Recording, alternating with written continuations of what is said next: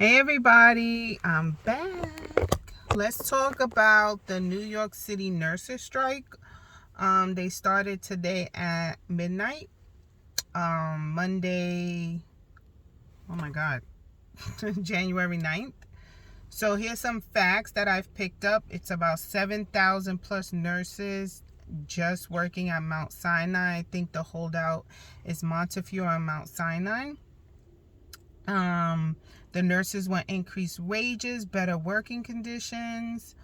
The strike has caused patients to be diverted, ambulances to be diverted. I know last week they started moving babies out of the NICU to another facility.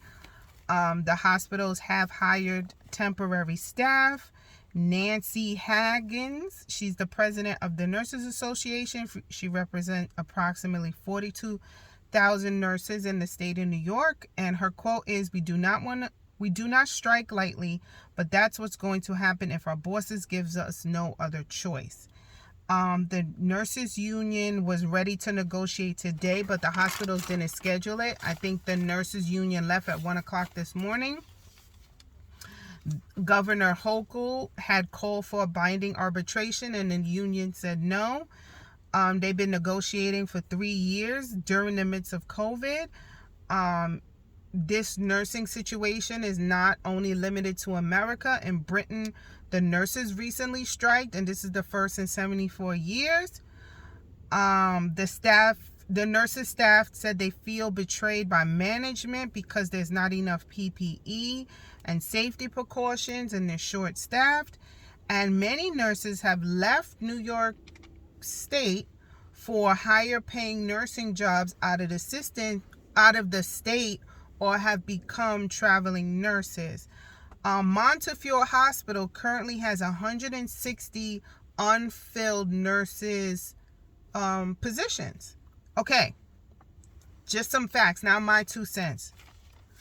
Good for motherfucking them. Okay? Good for you. If you don't know, I am pro-union all the way. Union kid, union. And if you have shit to say about unions, I hope you enjoy that. You don't have to work past 40 hours to get overtime. You're not working in a fucking sweatshop. Saturdays and Sundays are because of unions. Benefits and health insurance and shit are because of unions. So if you don't directly support unions, or you're not in the union, you have benefited from the work unions have done. Okay? Fight me on that, and I'll be ready for the receipts on how unions change lives. Okay? Here's a little tidbit about how top-heavy hospitals are. Montefiore president, this was his salary in 2022. This is not his cumulative salary. This is just a salary for 1 year. He got $7.3 million. This is one fucking person. Okay? The hospital now is these hospitals are putting out propaganda, especially in the media, and their emails that they sent, and I got one from Montefiore, pretty much blaming nurses without blaming nurses, that the nurses are leaving their patients bedsides, and how it's hurting the patient, and it's because of the strike that services are not going to be able to be done. Bull fucking shit. Hospitals are extremely top heavy, and I blame the hospitals for reasons why the nurses strike. When you hold somebody's hands and they've been negotiating with you for 3 years, and their contract expired on December 31st, and you don't want to budge as a business, yet you're paying one person over $7.3 million, the problem is the hospital, not the nurses. Okay? I don't believe that because you have a job in service, police officer, teacher, firefighter, nurse, because you have a service job where you tend to people's needs, and you have a heart of compassion, because you have to be compassionate to be a nurse. I started Hunter College in the nursing program and I dropped it after 1 year because I knew I was not cut out to be a nurse. Not because it was hard. It was fucking hard. Let's be clear. It was hard. But I could have definitely finished the nursing program. I knew I was not that type of person to be a nurse and take the shit that comes with being a nurse. And sometimes it's literal shit.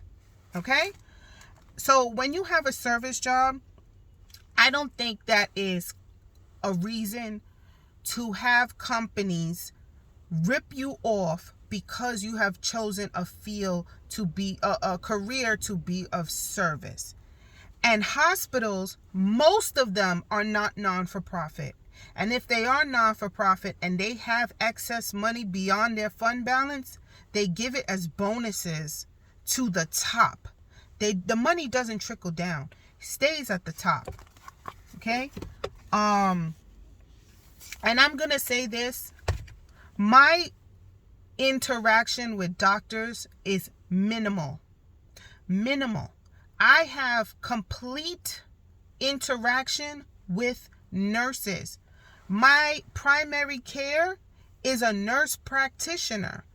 My ongoing follow-up care post-surgery has been with my nurse practitioner. I have spoken to my surgeon 3 times.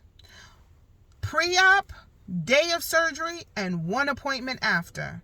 And I have to see a doctor first was every week, then every month. I've seen my nurse practitioner. I purposely chose a nurse practitioner over a doctor for my primary doctor to take care of me, because when a doctor sees me, I'm in there for a physical 5 minutes. When a nurse practitioner sees me, 20-30 minutes she stays with me. I have had physicals where a doctor hasn't even asked me to remove my clothing. How are you, not to be a perv, but how are you doing a check on my body, checking for moles, checking for lesions, checking for rashes, checking for anything, and you don't do anything? No breast exams, nothing. And breast exams are not limited to be done by your gynecologist. Your primary care can do a breast exam. Put your arm up and touch right here. When I see a doctor, it's lose weight, see me in a year. Oh, here's a referral for blood work. When I see my nurse practitioner, she's doing breast exams, asking me, pushing on my belly. Nurses, to me, are more important than doctors. And I'm just going to say that. When my twins were in the NICU, the doctor signed off on everything that the nurse did. My children were seen by nurses, and I give credit, and I don't know his name, to this male Filipino NICU nurse who told me that my son did not belong in this. He did not belong in the intensive NICU that he was in. He was going to get him to drink a bottle. And that's what Elias needed. He needed to drink a certain amount to leave this intense part of the NICU and go to like a less intensive level NICU. And my son stayed in that NICU half a day. That Filipino nurse worked with Elias, massaging his mouth, literally getting his mouth to form around the nipple to get him to drink. The doctor didn't spend that time with Elias. That nurse did. And when he went to the NICU, doctors weren't walking around looking at my babies. It was the nurses. When I got my surgery, a doctor came in one time. It was nurses that took care of me. When I had my twins, it was nurses. It's always nurses. So you trying to tell me you don't want to give nurses what they want? During COVID, it was the nurses. The doctor was there, maybe 1 doctor per floor and 50 fucking nurses. Do not, please guys, do not fall into the propaganda that these hospitals are putting out, that these nurses are striking all willy-nilly. I don't know any nurse that wants to strike. I know it is hurting them to have to walk away from their parents. But they have parents, they have children, they have livelihoods too. They have fucking student loans. You think it's free to become a nurse? No. They have student loans. They work crazy hours. They're probably paying exorbitant childcare costs because somebody has to pick up their kid from school. I know one nurse friend of mine who reached out to people to get them to watch her kids overnight because during COVID there was a nurse's shortage. She was working round the fucking clock. So don't fall into the propaganda that these nurses just want more money. It's more than that. And even if they did want more money, they deserve more money. Teachers deserve it. Police officers deserve it. Where was it? Is it in Seattle or San Francisco? It's some S's that they had to build affordable houses for teachers so the teachers don't leave because they can't afford the rents in that city on their teacher salary. So to get teacher retention, instead of paying more, they're building affordable houses. The system's backwards. It's top heavy. That's my 2 cents. Thanks everybody for listening.